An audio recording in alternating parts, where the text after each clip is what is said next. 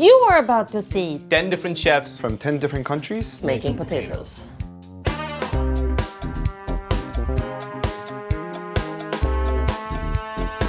Today we're going to be making aloo sabzi. It literally means a stir fry of potatoes cooked in the most Indian way. It is had at every Indian household, and every Indian household makes it differently. India is the second largest producer of potatoes in the world. So the first thing we need to do is just peel the potatoes. It's nice to take the skin off because you get this really nice crispy potato. We're using Idahos or russets, predominantly because these are the only kinds you get back home. Till I came here to the US, I didn't even know there were different kinds of potatoes that you could use. And what I'm going for is small and even dice. I have a pan that's on medium to high heat. I have the oil heating up. I'm gonna add some green slit chilies. I have curry leaves, add my salt to the oil. You go in straight with your potatoes, give it a quick stir. So it's time to be a little skillful, drain that excess oil, and you go in straight with your spice mix. Add a spoon of it. You want those spices to get really nice and crispy on the potatoes. I'm gonna turn off the flame. I'm gonna finish this off with a lot of cilantro. And I think that was the quickest potato preparation I know, and it's also the tastiest one I know. It's called aloo sabzi. And sabzi means vegetable, and a sabzi back home is traditionally always had with side of bread. I tear up the roti, which has ghee on it. That's the only way to eat it. Smash some of those crispy potatoes onto the chapati, and that's it. Perfectly seasoned, crispy, tangy. This will always be a banger. The potato dish I'm about to make is called korokke. Potato croquettes with ground meat and some vegetables, and fry it. My hometown from Hokkaido is known for lamb, onions, and potatoes. So this potato I'm using right now is a May Queen. It is lesser crumbly potatoes, and it's perfect for croquettes. It's got the silky, creamier texture. Skin's thin. It's just beautiful. I'm proud to hold this potato right now. So I'm gonna cook potato for about 40 minutes to make sure it's nice and soft. Peel off the skin. I just need to mash it. Now our potatoes are cooked. Meat and vegetables are cooked as well, and both cooled down. Now it's time to combine and form the shape. The meat that I have here is 50-50 beef and pork combined together with some onions and carrots. I'm pressing pretty firm so that it doesn't crumble while I'm frying it. Although if you use May Queen, you don't have to worry about that. But there's no binding components needed. Shaping is done. I'm about to batter this croquettes. What I have is a flour, eggs, and fresh panko, as well as salt and pepper. Now it's time to fry. You don't really have to look into precise time. As long as the internal temperature is hot enough, it's good to go because everything is fully cooked. Here we have potato croquettes made with the May Queen. It's a vegetable-based demi-glace sauce. The proud potato from Hokkaido. This croquette's potato texture is marvelous. I'm going to make roasted potatoes. You want to use yellow flash potatoes. Roasted potatoes usually you see it for lunch, you see it for dinner. First step, we want to make sure to peel everything. And then after that, we want to put in the water so it doesn't change the color of the potato. It's not gonna get oxidized. If you can see, the water is already changing color, and that's like the starch of the potatoes. I'm just gonna cut it. I'm gonna do some big chunks of potatoes. We have a boiling pot of water. Make sure to have a good amount of salt.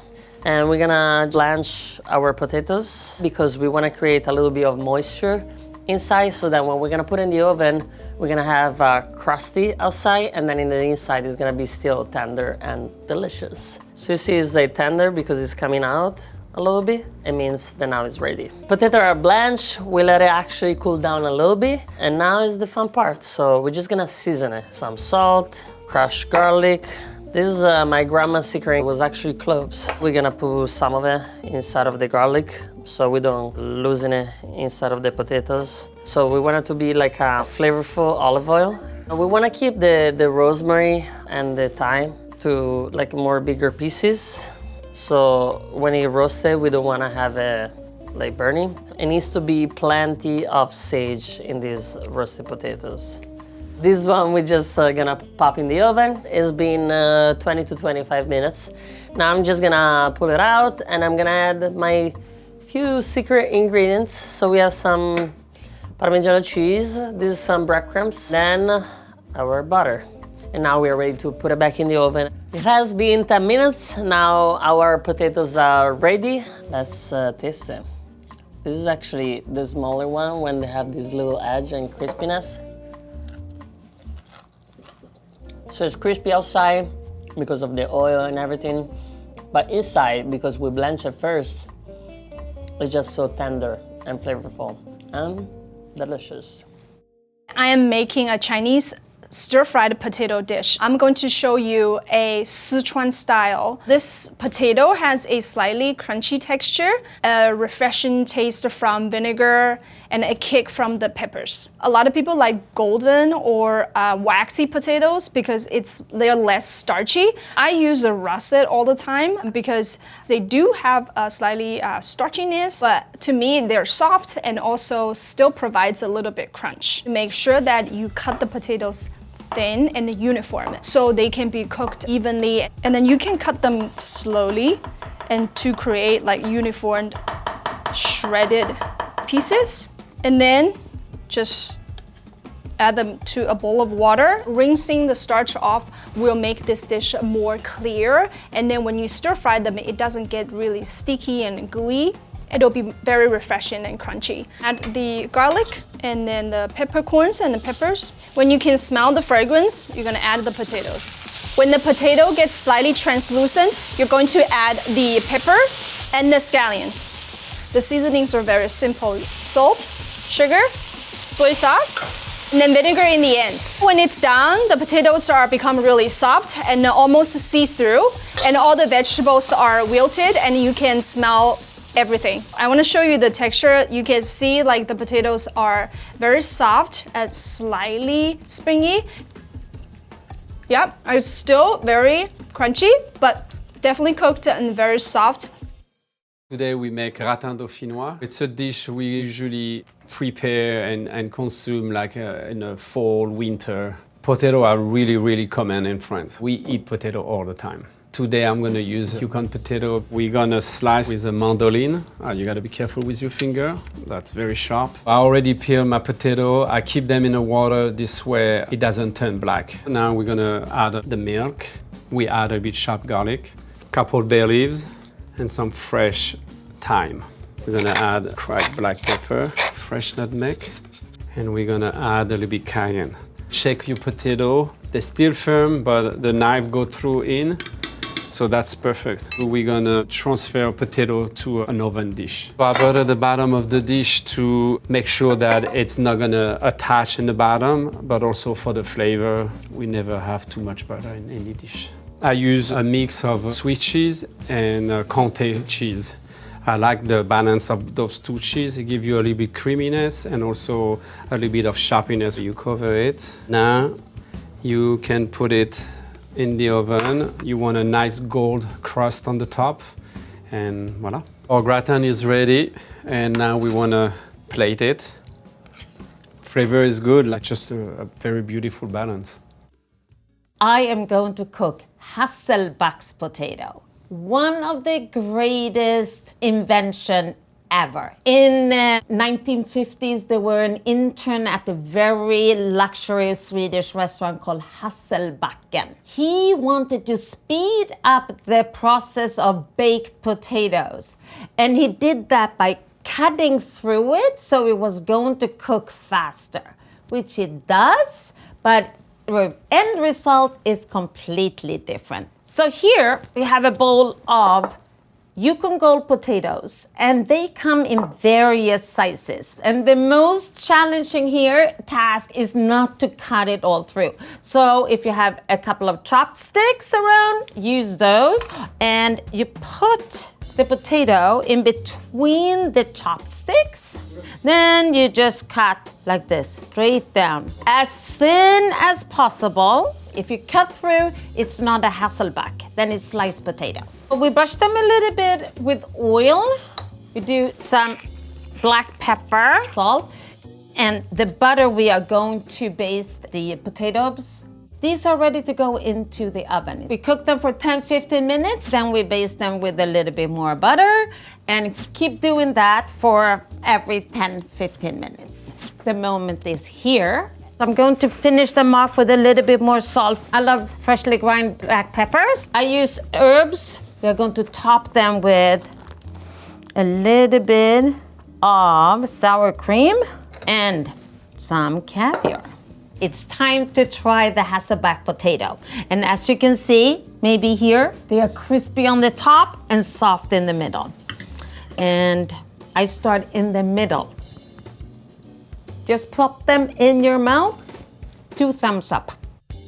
I'm going to make you kumpir, which is a street food in Turkey. It's baked potatoes, garnished with all kinds of different stuff. It's kind of a fast food, and it's delicious. I am using Idaho potatoes, but you can use any potato with a little thicker skin. We use the skin kind of as a plate to make the dish and also serve the dish, so you want that skin to be a little thicker. This dish actually comes from Eastern Europe, the former Yugoslavia. It came to Turkey, probably with immigrants in the middle of 20th century. And of course it changed form and it became a street food as we know it now. First, we have to bake the potatoes, guys. You have to rinse this real well. So we're just gonna bake it in our convection oven with no seasoning, dry. These took about 90 minutes to bake. I'm going to open this up and mash it with a fork. It's really mashing a potato in its skin. To season this with salt and butter, some of the best melting cheese in the world. So I picked a few garnishes for us today. First thing, of course, hot dog, my favorite thing too. I always saw the guys doing this while holding the potato in their hands, and they just go.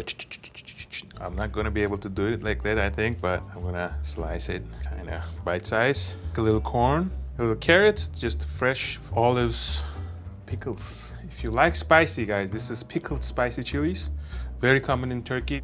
Finally, some mayo and ketchup. And this is about it. It's pretty fluffy. Don't forget to eat the skin. I nailed it. To all the people that does this for a living, I made you proud today. I am making mashed potatoes. What I look for in a great mashed potato is texture. You want it to have this like creamy, delicious, smooth texture. We have lots of options for the potato. You've got tri-color potatoes, purple, white, red, the baking, the russet, all of them, Yukon. And you've got these tiny little creamers, which they give themselves a label, and it's just like, this one cooks a little bit faster. Here, there's no cutting. You're just gonna clean them and carefully, be careful, pour them into our rolling boiled water. Add just a pinch of salt because it's going to give the potatoes some flavor. And they're gonna cook in about 10-15 minutes. Now that the water is resting, you'll check your potatoes, and if you take it and you just separate it, you know it's done. And it's good. We just drained the potatoes, took all the water off. We're returning it back to the pot. I wanna take my cream, and at the same time, we're gonna pour it all over and mash. I like to keep the skin on in my mashed potatoes and even in my potato salad because I'm a texture person. Now we can add our seasoning. 2 little pinches of salt. I'm gonna take some pepper. You gotta do that little grandma hit. I think this is the perfect consistency for a mashed potato. I wanna make sure that I add in my sour cream because that is going to make it nice and luscious. You wanna have a little bit of both for your butter. Oh my God. I'm getting happy because I'm feeling love. Isn't that delicious looking? Yes, the mashed potato has the right balance of flavor, but then the skin is what brings it all home for me. We are going to be making makuda. Makuda is a street food from Algeria. You can also find it in Morocco, Tunisia. We all have a different way of making it. It's a fried potato that we mix in with spices, and it's served in bread with some harissa. We are using the Yukon potato. It's like a classic basic potato that you can find anywhere. And it's actually one of the cheapest ones. Our Yukon potatoes are already cooked, and we just got to move on to peeling the potatoes and start mashing them. You can see how easy it is to peel the skin off after they've been boiled. Yeah. We're just gonna start smashing them. So I like to add salt first, some onion. I'm gonna do a little garlic. I'm adding the Laughing Cow cheese. It helps the potato to make more creamy.